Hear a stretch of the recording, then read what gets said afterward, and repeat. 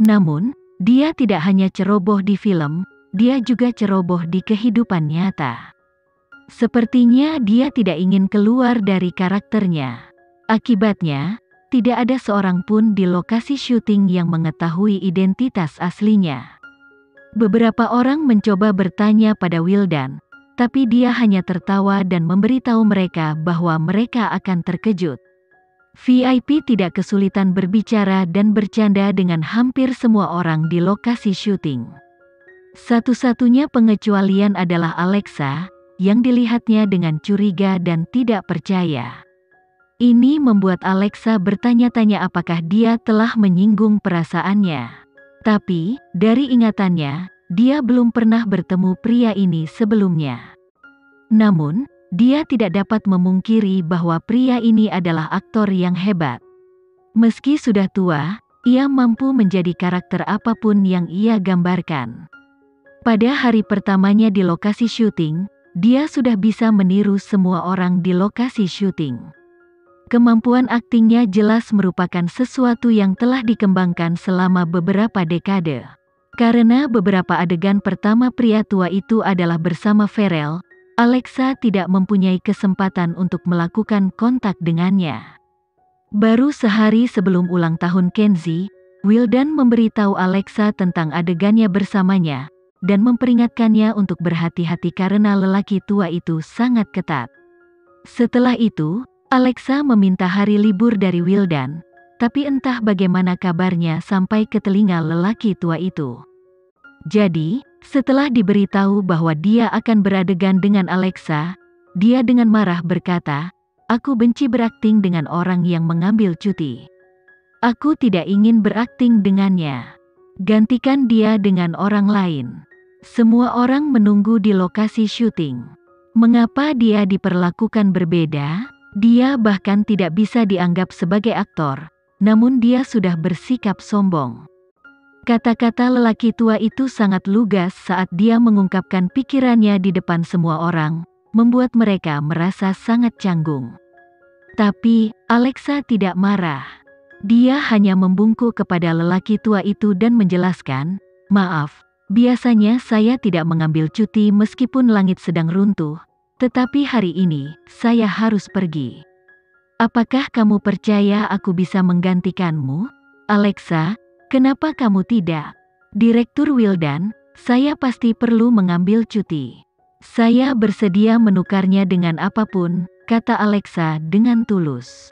Wildan menganggukkan kepalanya dan melambaikan tangannya, "Silakan." "Terima kasih." Alexa mengangguk bersyukur. Mengapa dia mengambil cuti? Wildan bertanya pada stafnya dengan rasa ingin tahu. Tidakkah dia tahu ini adalah kesempatan baginya untuk tampil? "Aku mendengar dari asisten Amelia bahwa ini hari ulang tahun Tuan Kenzie." "Oh, tidak heran." Wildan segera mengerti sambil menahan senyum dan menatap tetua Atala. Alexa selalu menjadikan Kenzie sebagai prioritas utamanya. Apakah lelaki tua itu puas melihat ini? Saat Alexa tiba di rumah di Hyatt Regency, waktu sudah menunjukkan jam 11:30. Agar tidak membangunkan Kenzie, dia dengan lembut membuka pintu kamar tidur dan berjalan tanpa alas kaki ke samping tempat tidur. Di bawah sinar bulan, Alexa melihat beberapa dokumen di tangan Kenzie saat dia tidur. Hatinya sakit saat dia menarik kertas dari tangannya, dan meletakkan seikat mawar merah di meja samping tempat tidur. Kenzie tidak bangun sama sekali. Dia telah berjanji untuk menjemput Alexa lebih awal keesokan harinya, jadi dia mencoba yang terbaik untuk segera menyelesaikan semua pekerjaannya agar dapat memiliki hari bebas bersama istrinya. Namun, dia tidak pernah menyangka, dalam 1 jam terakhir, dia akan kembali pulang ke sisinya. Mungkin karena dia bisa merasakan seseorang sedang menatapnya, Kenzie dengan hati-hati membuka matanya. Saat Alexa terlihat, dia terkejut. Dia kemudian duduk dan bertanya, "Mengapa kamu kembali?" "Aku bergegas kembali untuk menjadi orang pertama yang mengucapkan selamat ulang tahun padamu." Alexa mengarahkan pandangannya pada seikat mawar yang dibawanya pulang, dan Kenzi dengan penasaran mengikuti tatapannya. Begitu dia melihat bunga itu, dia terkekeh. "Nyonya Kenzi, saya belum pernah mendengar ada wanita yang memberi bunga kepada pria. Kalau begitu aku harus menjadi yang pertama." Alexa tersenyum. Namun, dia tidak bisa menyembunyikan rasa lelah di matanya. Dia telah melakukan lebih dari 20 jam syuting berturut-turut agar dia bisa mengambil cuti dan menemani Kenzi dengan tenang. Hati Kenzi sakit saat dia dengan lembut mengusap pipinya dan menariknya ke pelukannya. Dia tahu, di dunia ini, tidak akan ada orang lain yang bekerja begitu keras, dan tanpa kenal lelah hanya agar mereka bisa pulang ke rumah pada jam 12 pagi untuk menghabiskan hari ulang tahunnya bersamanya. Dia juga tahu bahwa tidak akan ada orang lain yang memperlakukannya dengan sepenuh hati dan menjadikannya prioritas mereka. Karena di dunia ini, hanya ada satu Alexa. "Aku belum makan atau mandi," kata Alexa. "Kamu pasti lelah." Dalam perjalanan pulang aku mabuk perjalanan dan itu membuat perutku sangat tidak nyaman, rengek Alexa. "Pergilah mandi dan aku akan menyiapkan makanan untukmu." Setelah berbicara, Kenzi ingin bangun dari tempat tidur, tetapi Alexa menekannya kembali dan menggelengkan kepalanya. "Melihatmu sudah membuatku merasa lebih baik. Tidak ada kata yang lebih manis." Kenzi merasa, dengan semua pengorbanan Alexa, ulang tahun pertamanya yang ke-32 sia-sia. Jika dia bersama Alexa di awal hidupnya, seberapa baguskah hal itu? "Kalau begitu, aku akan mengajakmu mandi lalu makan bersamamu." "Oke." Alexa mengangguk sebelum membenamkan kepalanya ke pelukan Kenzi. Namun, tidak butuh waktu lama sebelum dia tertidur di bak mandi. Kenzi menatap tanpa daya pada memar di tubuhnya saat jantungnya sakit. Dia telah memperingatkannya untuk tidak pulang dengan begitu banyak luka. Namun, dia tetap melakukannya.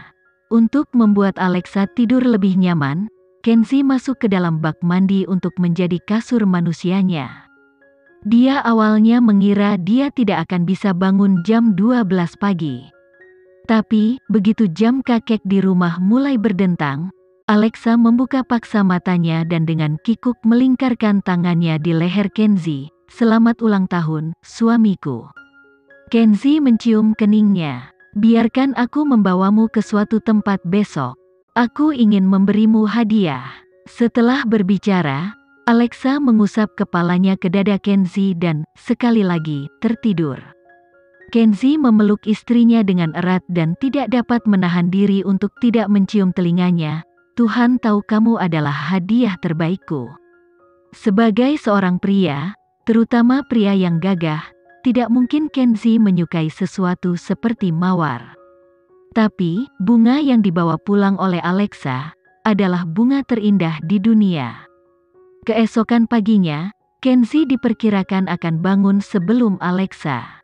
Namun saat dia duduk, dia menyadari tidak ada seorang pun di sampingnya, dan yang ada hanyalah segelas air hangat dan sebuah catatan di meja samping tempat tidur.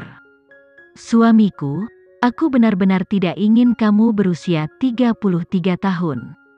Atau haruskah kukatakan, aku benci kalau aku baru berusia 27 tahun. Aku tidak ingin perbedaan 6 tahun ini. Itu membuatku khawatir ketika kita bertambah tua, kamu akan meninggalkan dunia ini dulu dan tinggalkan aku sendirian. Jadi, hari ini kamu berumur 1 tahun. Karena ini adalah tahun pertama pernikahan kita, kamu akan berumur 1 tahun hari ini. Cepat bangun dari tempat tidur, dan datanglah ke alamat yang tertulis di bawah ini. Aku akan menunggumu." Kupikir aku akan melihat istriku segera setelah aku membuka mata. Kenzi tersenyum tak berdaya sebelum dia menarik kembali selimutnya dan bangkit untuk bersiap-siap.